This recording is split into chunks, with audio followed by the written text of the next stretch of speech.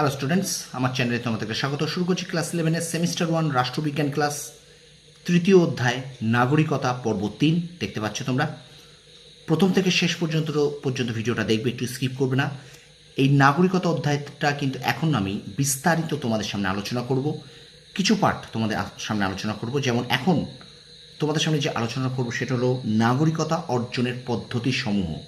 দেখো, একটু ডিটেলসে এগুলো পড়তে হবে। এগুলো খুব সবসময় প্রশ্নোত্তর আকারে করলে হয় না, এগুলোকে একটু কনসেপচুয়াল করতে হয়, এগুলো ডিটেলস একটু জানতে হবে, ঠিক আছে? তবেই কিন্তু তুমি এখান থেকে এমসিকিউ করতে পারবে, ঠিক আছে? 40-এ 40 পেতে হবে, এই মানসিকতা নিয়ে আমি তোমাদেরকে পড়াচ্ছি। তোমরাও কিন্তু 40-এ 40 পেতে হবে, এই মানসিকতা নিয়ে পড়ো। কারণ এই ডিটেলস একটু পড়লে তোমরা কিন্তু এখান থেকে 5-6 রকমের যে এমসিকিউ টাইপ আছে সেগুলো কিন্তু তোমরা কিন্তু করতে পারবে, ঠিক আছে? তো চলো শুরু করি। ক্লাস 11 সেমিস্টার 1 রাষ্ট্রবিজ্ঞান, তৃতীয় অধ্যায় নাগরিকতা পর্ব 3 বিস্তারিত আলোচনা করবো আমি, হ্যাঁ, ঠিক আছে? আর আমার চ্যানেলে যদি নতুন হয়ে থাকো অবশ্যই চ্যানেলটাকে একটু সাবস্ক্রাইব করো, কারণ ক্লাস 11-এর কিন্তু ফার্স্ট সেমিস্টারের ইতিহাস, ভূগোল এবং রাষ্ট্রবিজ্ঞানের ক্লাস আমার চ্যানেল থেকে আমি কিন্তু প্রত্যেক দিন ভিডিও আপলোড করছি, কোনো না কোনো দিন তোমরা কিন্তু পাবে, ঠিক আছে? তো সুতরাং অবশ্যই ক্লাস 11-এ যারা উঠেছো তারা একটু আমাকে সাপোর্ট করো, লাইক করো ভিডিওটা, শেয়ার করো, আর অবশ্যই একটু সাবস্ক্রাইব করে দাও, ঠিক আছে? চলো শুরু করি ক্লাসটি। নাগরিকতা যে অধ্যায়, দেখো এখানে কি বলছে যে নাগরিকতা অর্জনের পদ্ধতি সমূহ। দেখো, নাগরিকতা অর্জনের পদ্ধতি সমূহ আমরা একটু দেখে নিই। যে 1955 খ্রিস্টাব্দের নাগরিকতা আইনের 3 থেকে 7 নম্বর ধারায় ভারতীয় নাগরিকতা অর্জনের 5টি পদ্ধতির কথা বলা হয়েছে। কটা পদ্ধতি? 5টা পদ্ধতি। তো দেখো সেই পদ্ধতিগুলো কি কি না, প্রথম পদ্ধতি হলো জন্মসূত্রের নাগরিকতা, রক্তের 2 নম্বর হচ্ছে রক্তের সম্পর্কগত সূত্রের নাগরিকতা অর্জন, নিবন্ধীকরণের মাধ্যমে নাগরিকতা অর্জন, দেশীয়করণের মাধ্যমে নাগরিকতা অর্জন এবং অন্তর্ভুক্তির মাধ্যমে নাগরিকতা অর্জন।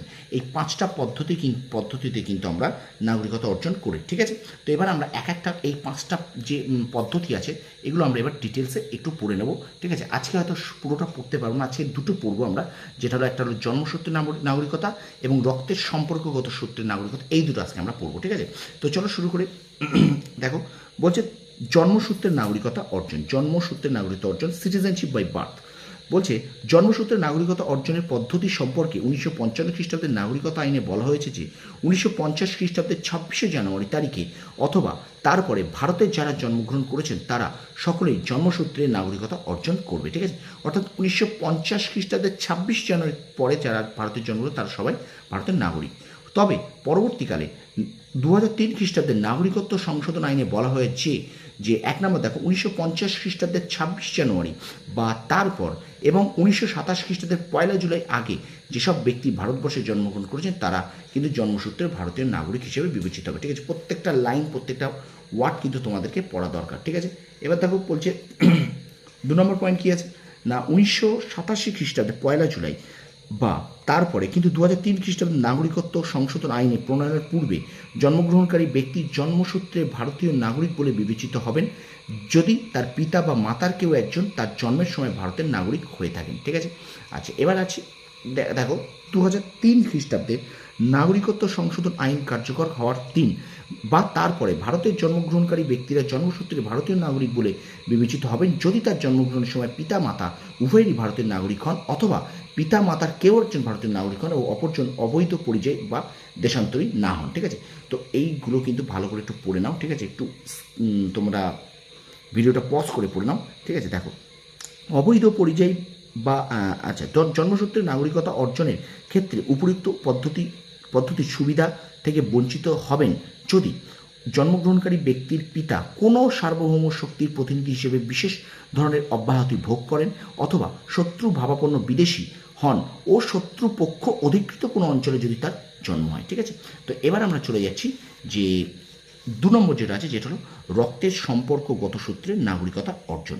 কি বলছে দেখো, যে রক্তের সম্পর্কগত সূত্রে বা উত্তরাধিকার সূত্রে নাগরিকতা অর্জনের ক্ষেত্রে 1955 খ্রিস্টাব্দের নাগরিকতা আইনে বলা হয়েছে যে 1950 খ্রিস্টাব্দের 26 জানুয়ারি অথবা তারপরে ভারতের বাইরে জন্মগ্রহণ করেছেন এমন ব্যক্তি রক্তের সম্পর্কগত সূত্রে বা উত্তরাধিকার সূত্রে নাগরিক হিসেবে বিবেচিত হবেন যদি জন্মের সময় তার পিতা ভারতীয় নাগরিক হন, ঠিক আছে? এবার দেখো, তবে পরবর্তীকালে 2003 খ্রিস্টাব্দের নাগরিকত্ব সংশোধন আইনে বলা হয়েছে যে 1950 খ্রিস্টাব্দের 26 জানুয়ারি অথবা তারপরে কিন্তু 1992 খ্রিস্টাব্দের 10 ডিসেম্বরের আগে ভারতের বাইরে জন্মগ্রহণ করা কোনো ব্যক্তির ব্যক্তি রক্তের সম্পর্কগত সূত্রে বা উত্তরাধিকার সূত্রে ভারতীয় নাগরিক হিসেবে বিবেচিত হবেন যদি জন্মের সময় তার পিতা ভারতীয় নাগরিক হন। প্রত্যেকটা লাইন কিন্তু এই যে তথ্যগুলো আছে এগুলো কিন্তু তোমরা তোমাদের বিভিন্ন টাইপের এমসিকিউ হিসেবে দেবে, ঠিক আছে? এখান থেকে কিন্তু তোমাদের একটু ভালো করে পড়বে, ঠিক আছে? বিশেষ করে সত্য মিথ্যা বিবৃতির ক্ষেত্রে কিন্তু ভীষণ ইম্পর্টেন্ট এগুলো, ঠিক আছে? তারপর দেখো 1992 খ্রিস্টাব্দে 10 ডিসেম্বর বা তারপরে ভারতের বাইরে জন্মগ্রহণ করা কোনো ব্যক্তির রক্তের সম্পর্কগত সূত্রে বা উত্তরাধিকার সূত্রে ভারতীয় নাগরিক হিসেবে বিবেচিত হবেন যদি জন্মের সময় তার পিতামাতার যে কোনো একজন ভারতীয় নাগরিক হন। এবার আমরা চলে আসি পরের যে পার্টটা, রক্তের সম্পর্কগত সূত্রে উত্তরাধিকার সূত্রে নাগরিকতা অর্জনের ক্ষেত্রে উপরিক্ত পদ্ধতির সুবিধা থেকে বঞ্চিত হবেন যদি কোনো ব্যক্তির নাবালক অবস্থায় অন্য কোনো রাষ্ট্রের নাগরিকতা ভোগ করে থাকে এবং প্রাপ্তবয়স্ক হওয়ার 6 মাসের মধ্যে ওই রাষ্ট্রের নাগরিকতা ত্যাগ না করে।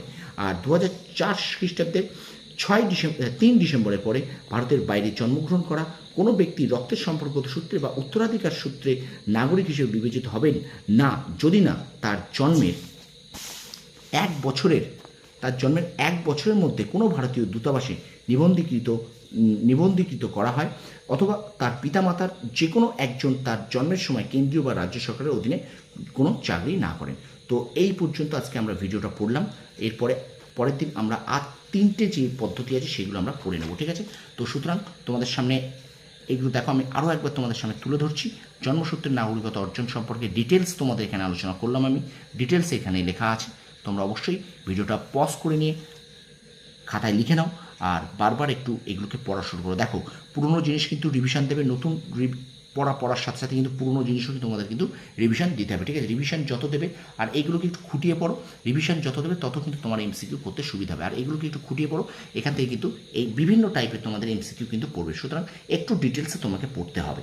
ওকে, তো ভিডিওটা এই পর্যন্ত শেষ করছি। কেমন লাগলো অবশ্যই তোমরা কমেন্ট সেকশনে কমেন্ট করো, লাইক করো, শেয়ার করো আর বন্ধুদের মাঝে অনেক বেশি করে একটু শেয়ার করে দাও। আর আমার চ্যানেল যদি নতুন হয়ে থাকো অবশ্যই চ্যানেলটাকে সাবস্ক্রাইব করো, পাশে বেল আইকন প্রেস করে রাখো নোটিফিকেশন সবার আগে পাওয়ার জন্য। আর অবশ্যই তোমার বন্ধুদের মাঝে একটু বেশি করে শেয়ার করে দাও। আর আমাকে একটু এই চ্যানেলটাকে, আমার ভিডিওগুলোকে অবশ্যই একটু বেশি শেয়ার করো আর অবশ্যই আমার চ্যানেলটাকে একটু সাপোর্ট করো। তোমরা সফল হও, তোমাদের সাফল্য কামনা করি। ধন্যবাদ।